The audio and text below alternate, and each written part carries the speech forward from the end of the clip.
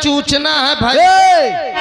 सोरे कोनो अंदर सूचना है और भैया कहना है घर मालिक साहब का कि देखिए आप जितने लोग खड़े हैं सभी लोग अगर बैठ के देखेंगे तो बहुत ही आनंद आएगा भैया।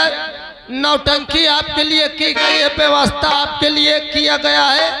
नौटंकी भी आपकी है, गांव भी आपका, रिश्तेदारी भी आपकी है और ये समझो हम सब लोग आपके हैं। हाँ भैया। भैया आप हैं जानू भैया, लड़की के चाचा जी 11 रुपए दे रहे हैं। पार्टी बहुत बहुत शुक्रिया अदा करती है। और फिर आ गए बार बार कर रहे हैं नोटों की बौछार। कौन आ गए? वही आरती किन्नर मौसी जी ओल की ओर से 51 रुपया फिर आ रहा है जी।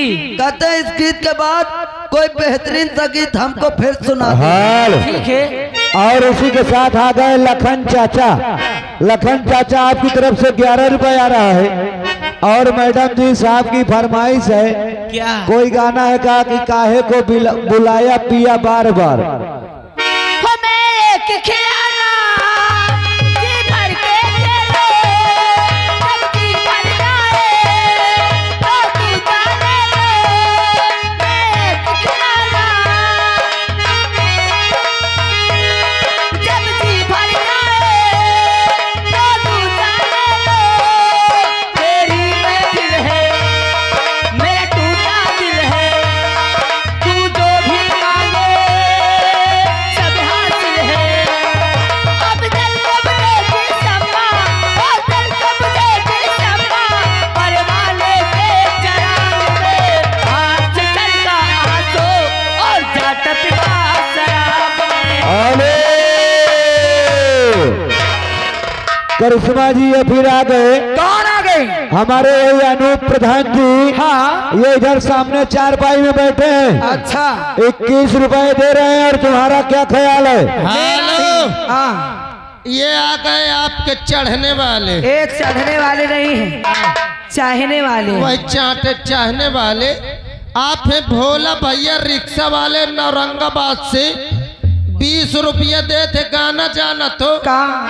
आगे से आजा चाहे हट। आ लीजिए कह रहा है। Hello hi. यहाँ के फिर कौन आ गए? वही आरती किन्नर यानी मौसी जी भाला 51 रुपया फिर देती है। हाँ। कहती है कोनो शानदार गीत सुनाओ यार। आ लीजिए कह रहा है।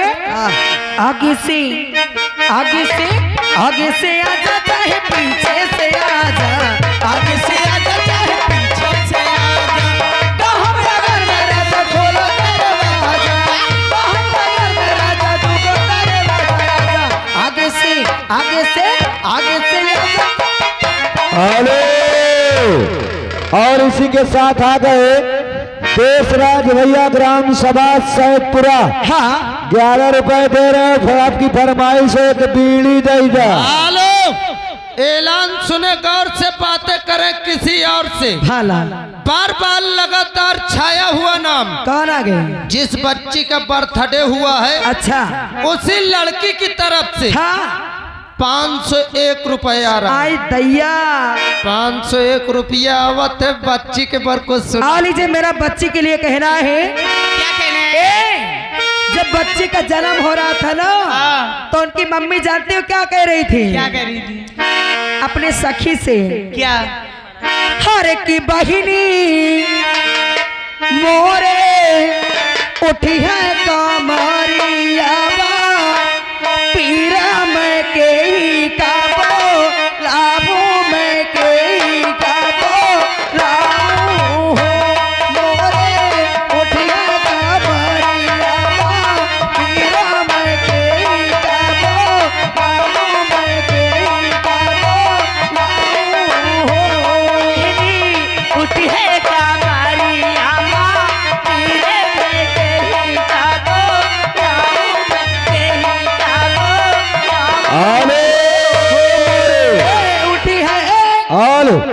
और फिर आ गए हमारे माननीय श्रीमान ग्राम प्रधान अनूप कुमार भैया ग्राम सभा सैदपुरा। हाँ। फिर 21 रुपए दे रहे हैं। और सामने बैठे आप भी कुछ सुना दीजिए। मोरे उठी है कमरिया पीरा में के ही काबो लाभो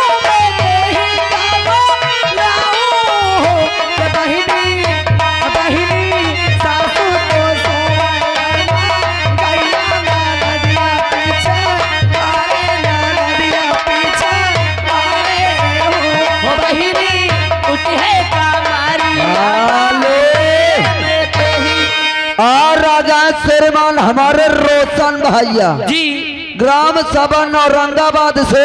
अच्छा आपका तुम रोशन का समझे हो का नहीं हो उनकी ओर से 11 रुपए आ रहा है। जी इन रोशन भैया बैठे का कहवा चाहत हो। कसम से चले बहन जी फरमाइश की तरफ। क्या कहना है फरमाइश से? हाँ। आ लीजिए रोशन भैया के लिए कहना है। ये आ गई आरती बुआ किन्नर, उनकी तरफ से 51 रुपया आवत है। हाँ ओ करिश्मा जी, ओए बाप रे, मार दे लगती चला लगती। गाना सुनाओ कौनो गजल उनके पर। आ लीजिए गजल से कहना है रोशन भैया के लिए। कैसे? और हमारी करिश्मा आरती जी के लिए भी। हाँ करिश्मा कह रही है। आ लीजिए मेरी तरफ से उनके लिए गजल कहना है। क्या? और मैंने दिल में चुना था यही सोच कर। आरती जी बता रही थी मुझसे। और मैंने दिल में चुना था यही सोच कर। क्या? बाकी दिल जिंदगी के सुधर जाएंगे।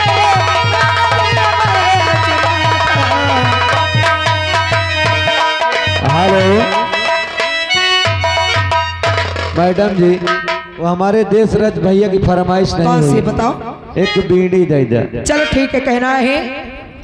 और कहा है ये कभी दई दे, कहा है ये कभी दई दे, कहा दे शराबा नहीं आई, कहा ये कभी दई दे, कहा दे।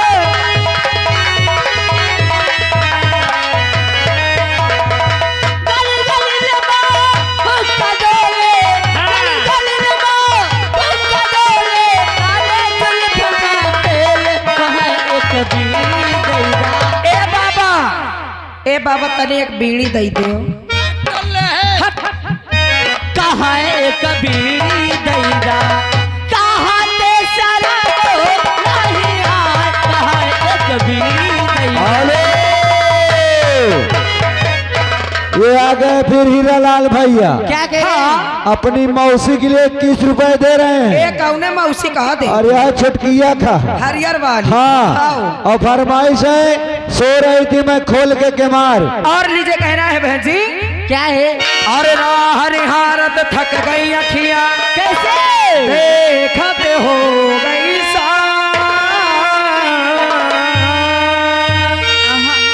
और एक टक देखती रह गई, आए ना मोरे घनश्याम। सो रही थी मैं तो खोल के सो रही थी मैं तो खोल के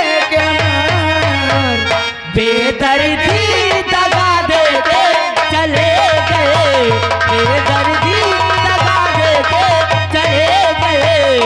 हेलो और ये आ गए हमारे माननीय श्रीमान कौन आ गई? अनूप प्रधान जी, भला। ग्राम सभा सैदपुरा से आपकी तरफ से 51 रुपए आ रहा है मैडम जी। और साहब की फरमाइश है, सारे सिकवा गिले भुला के कहो और गाना कटेगा तो 101 रुपए में कटेगा। हेलो, हो जाएगा। और साथ ही साथ आ गए फैब्रिकेशन एंड बिल्डिंग शॉप, पता है नौबस्ता रोड सैदपुरा खागा डिस्ट्रिक्ट फतेहपुर। हमारे यहाँ गेट शटर रेलिंग दरवाजा वेल्डिंग संबंधित सभी कार्य किया जाता है। हाँ जिनका मोबाइल नंबर 9834915178, जिसमें के प्रोपाइटर है विवेक कुमार। हाँ। उनकी तरफ से 21 रुपए आ रहा है मैडम जी। अच्छा और गाना जो अभी चल रहा था आपके कैसेट में, अच्छा सो रही थी खोल के, हो जाएगी सबके। आ लीजिए कहना है, सारे सिकवे गिले भोला के कहो, सारे सिकवे गिले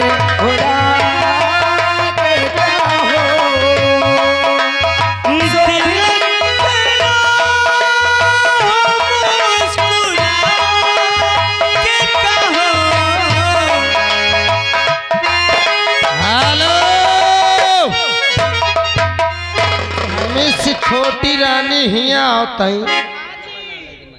तुमका जानत का हो आरती बुआ किन्नर। अच्छा अच्छा 101 रुपए आपके लिए स्पेशल देते हैं, वो उधर अंगुली दिखा रहे हैं, देखिए। अच्छा क्या कहना चाहती है उनके लिए? उनके लिए मेरा कहना क्या है?